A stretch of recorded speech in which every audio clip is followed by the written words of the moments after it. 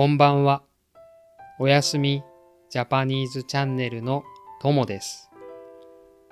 今夜は日本で一番古い昔話、稲葉の白うさぎをお届けします。神様とうさぎ、海、そして少しの嘘と大きな優しさ。静かな時間とともにお楽しみください。それではゆっくりお聞きください。稲葉の白うさぎ。昔々、白いうさぎが小さな島に住んでいました。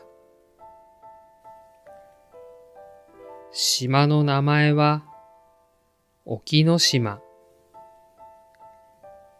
海に浮かぶ小さな島です。うさぎはずっと思っていました。いつかこの海を渡って稲葉の国に行ってみたいなぁと。でもうさぎは泳ぐことができません。そんなある日、うさぎはあるアイディアを思いつきました。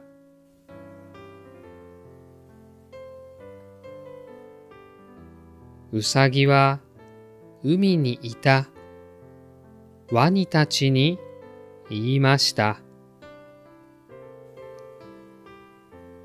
ねえ、ワニくんたち。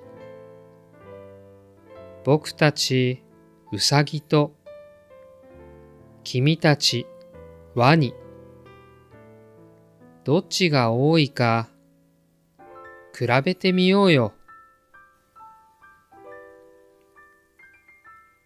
ワニたちは驚いて聞きました。どうやって比べるの？うさぎは言いました。海にまっすぐ並んでくれたら、僕が飛んで数えてあげるよ。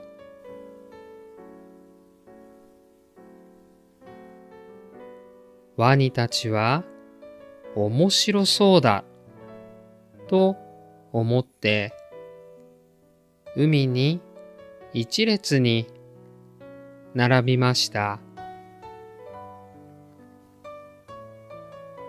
うさぎはその上をぴょんぴょんと飛んでいきます。1、2、3、4。うさぎはもうすぐ岸に着きそうでした。その時、思わずこう言ってしまいました。へへん。騙されてくれてありがとう。僕はワニを踏んで海を渡ったんだよ。最後のワニは目を光らせて言いました。なんだって？騙したのか。ワニはうさぎを捕まえて毛をむしってしまいました。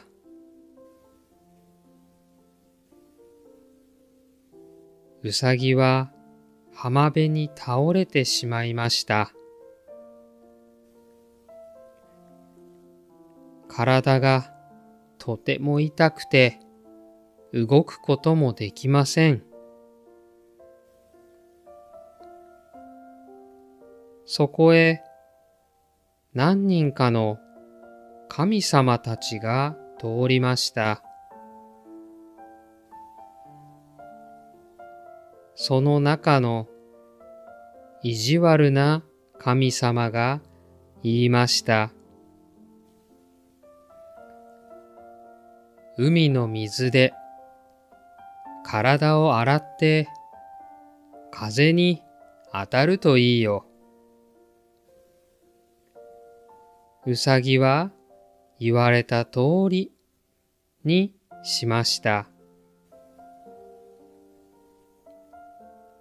でも体はもっと痛くなって辛くなりました。そこへ優しそうな神様が通りかかりました。うさぎは泣きながら話しました。ワニを騙して海を渡ったらこんなことになりました。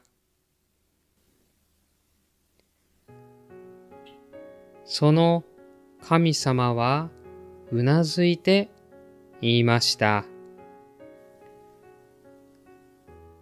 海の水じゃなくて川のきれいな水で体を洗って柔らかい草の葉で体を包むといいよ。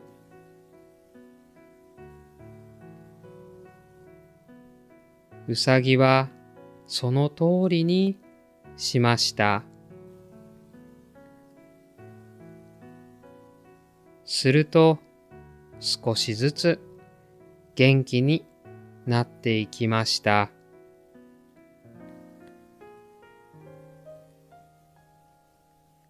うさぎは頭を下げて言いました。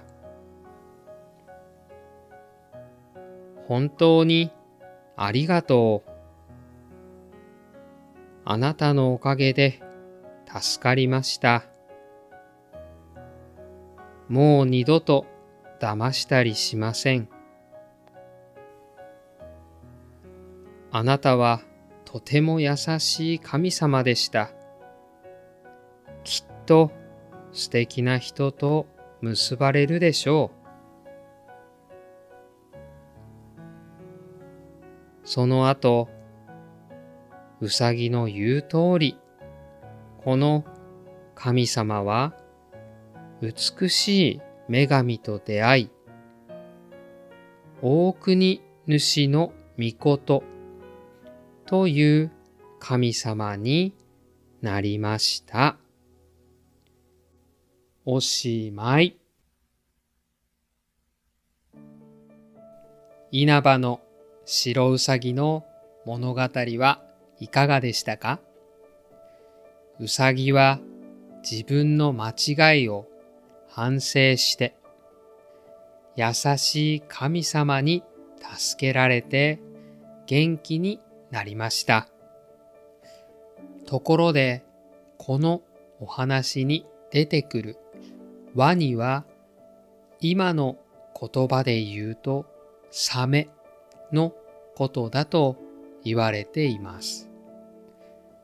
昔の日本ではサメや大きな海の生き物をワニと呼んでいたそうです。日本で一番古い昔話を聞いてくれてありがとうございました。また次の動画でお会いしましょう。おやすみなさい。いい夢を。